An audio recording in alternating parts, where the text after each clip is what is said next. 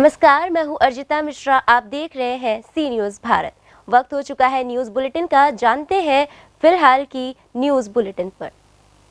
Urea की home delivery की मांग को लेकर भ्रष्टाचार मुक्ति अभियान कार्यकर्ताओं ने सत्याग्रह किया, जिसमें कृषि व सहकारिता विभाग के अधिकारियों के बाद माफियाओं से संबंधों एवं परिसंपत्तियों को ही उच्च स्तरीय जांच की मांग की एवं जनपद में लंबे समय से कार्यरत अधिकारियों के स्थानांतरण की मांग को लेकर भ्रष्टाचार मुक्त अभियान के मुख्य प्रवर्तक हरि प्रताप सिंह राठौर एडवोकेट के नेतृत्व में अभियान के सहयोगियों द्वारा मालवीय आवास गृह बदायूं पर राष्ट्रराग रघुपति राघव का कीर्तन मुख्यमंत्री को संबोधित 3 सूत्रीय मांग पत्र जिलाधिकारी को सौंपा।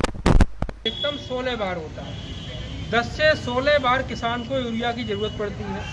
होता क्या, इसमें कृत्रिम किल्लत पैदा कर दी जाती है ताकि किसान ब्लैक में यूरिया खरीदने को विवश हो जाए, या फिर जो विक्रेता है वो यूरिया के साथ में अन्य अनुपयोगी वस्तुएं किसान को बेच दे। ये सारी कृत्रिम किल्लत कौन पैदा करता है? हर क्षेत्र के माफिया।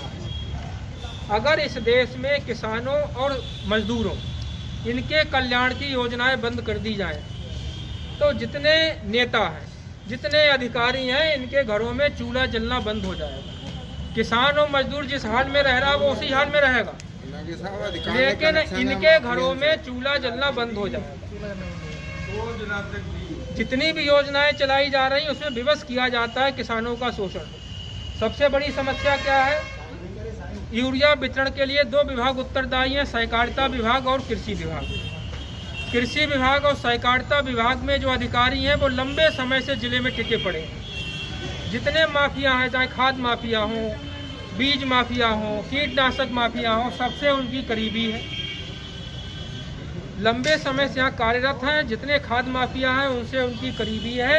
और जिला अधिकारी ने जुलाई माह में ही मीटिंग बुला के निर्देश दिए थे यूरिया वितरण की व्यवस्था सही हो, लेकिन फिर भी अव्यवस्था पैदा कर दी गई। और जब प्रशासन सक्रिय हुआ तब तक खाद माफिया अपना खेल पूरा खेल चुके। अगर जिला प्रशासन चाहे तो यूरिया का एक दाने की ब्लैक मार्केटिंग नहीं हो सकती। अगर जिला प्रशासन चाहे तो किसी विक्रेता की हैसियत नहीं, वो किसी किसान से 1 रुपया अधिक ले ले। लेकिन कहीं कहीं शासन प्रशासन की इच्छा शक्ति में कमी है, क्योंकि जो खाद माफिया हैं वो शासन द्वारा संरक्षित है। किसान बड़ा दुर्भाग्यशाली है, जब उसका गेहूं बिकने को आता है तो गेहूं माफिया सक्रिय हो जाते हैं, धान आ जाए तो धान माफिया सक्रिय हो जाते हैं, गन्ना आए तो गन्ना माफिया सक्रिय हो जाते हैं, और उसकी भूमि पे कब्जा करने के लिए, सस्ते मूल्य में खरीदने के लिए भूमाफिया सक्रिय है। और अब उसे जब उर्वरक की आवश्यकता है तो खाद माफिया सक्रिय है। और शासन प्रशासन पूरा जब लूट हो गई खाद की, तब वो लगा पड़ा है प्रयास करने में। किसान की लूट हो गई तब प्रयास करने में लगा है। और सबसे गंभीर विषय ये है कि जिले में 6 विधायक हैं, 2 सांसद हैं, MLC भी हैं। इस विषय पे वो सभी मौन हैं, किसी का बयान नहीं आया। किसी ने जो है विक्रय केंद्र पर जाके निरीक्षण नहीं किया, अपने व्यक्ति नहीं भेजे, प्रशासन को निर्देश नहीं दिया, किसी अधिकारी को निर्देश नहीं दिया, कोई मीटिंग नहीं बुलाई अधिकारियों की। तो हमें ऐसा लग रहा है कि जो माफिया है वो कहीं न कहीं जनप्रतिनिधियों द्वारा भी संरक्षित है, जनप्रतिनिधियों का भी उनको समर्थन मिला हुआ है। इसी कारण प्रशासन उनके विरुद्ध कठोर कार्रवाई नहीं कर पा रहा है। आज हमने 3 बिंदुओं को लेकर हम लोग जिलाधिकारी को ज्ञापन देंगे, मुख्यमंत्री को संबोधित ज्ञापन है, जिसमें हमारी पहली मांग है कि उर्वरक वितरण की होम डिलीवरी की व्यवस्था हो, किसान को उसके घर पर यूरिया उपलब्ध कराई जाए। दूसरी हमारी मांग ये है कि बदायूं जनपद में कृषि और सहकारिता विभाग में जो अधिकारी लंबे समय से टिके हुए हैं उन्हें बदायूं जनपद से हटाया जाए। तीसरी मांग है हमारी कृषि विभाग और सहकारिता विभाग के अधिकारियों की और उनके परिजनों की चल अचल संपत्ति की जांच हो, और इसके साथ ही उनके खाद माफियाओं से जो घनिष्ठ संबंध है इसकी जांच के लिए कमेटी बनाई जाए और उसकी जांच कराई जाए। इन 3 बिंदुओं पर मांग को लेकर 3 सूत्रीय ज्ञापन मुख्यमंत्री को संबोधित है, वो सभी लोग चलकर जिलाधिकारी को सौंपेंगे। भ्रष्टाचार मुक्ति अभियान जिंदाबाद, जिंदाबाद। भ्रष्टाचार मुक्ति अभियान जिंदाबाद, जिंदाबाद। बदायूं से न्यूज़ संवाददाता शमशुल हसन की रिपोर्ट। जिला बुरहानपुर के नगर निगम द्वारा स्वच्छ अभियान को लेकर कुछ युवक युवतियों को टीम बनाकर शहर में स्वच्छता को लेकर एक अभियान चलाया गया। जानकारी के अनुसार बता दें कि 16 अगस्त से लेकर 30 अगस्त तक ये अभियान चलाया जाएगा, जिसमें नगर पालिका निगम ने एक टीम गठित की है, जिसमें टीम के युवाओं ने कोरोना का डेमो बनाकर और सभी ने मुंह पर मास्क बांधकर पूरे शहर का भ्रमण कर किया और दर्शाया कि वे किस तरह सोशल डिस्टेंसिंग का पालन करके शहर की स्वच्छता और कोरोना को मात दे सकते हैं। मात्र एक उद्देश्य है कि हम बरहामपुर से कोरोना को भगाएं। क्या नाम आपका?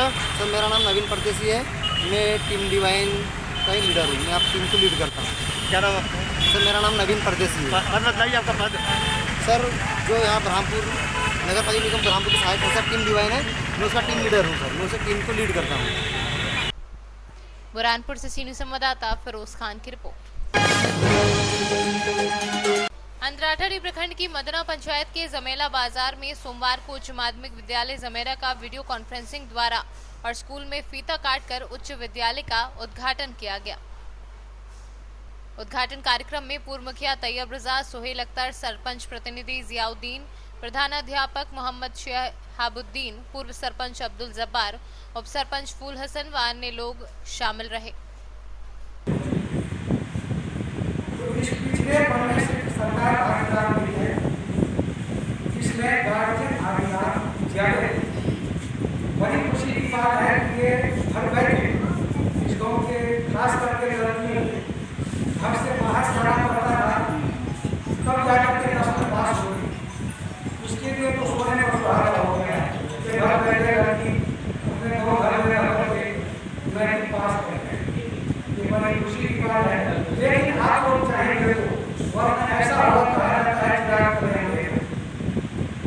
आप लोग चाहेंगे इस विद्यालय पर सरकार का साल में लगभग 75 लाख रुपए खर्च है। आप लोग साल में कितना फायदा लेते हैं उस 75 लाख से, ये आपकी वजह है।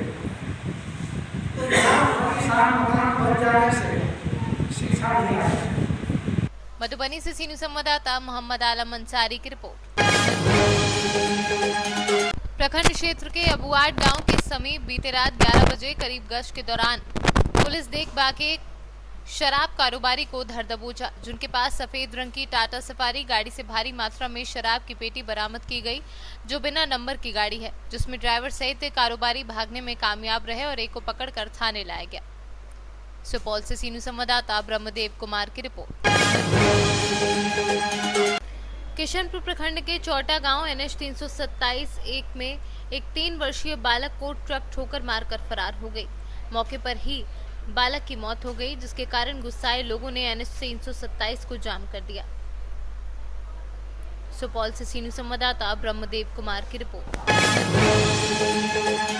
अभी के लिए न्यूज बुलेटिन में बस इतना ही। देश दुनिया की तमाम खबरों के लिए बने रहिए सी न्यूज भारत के साथ। हर खबर आपके साथ, आपके हाथ।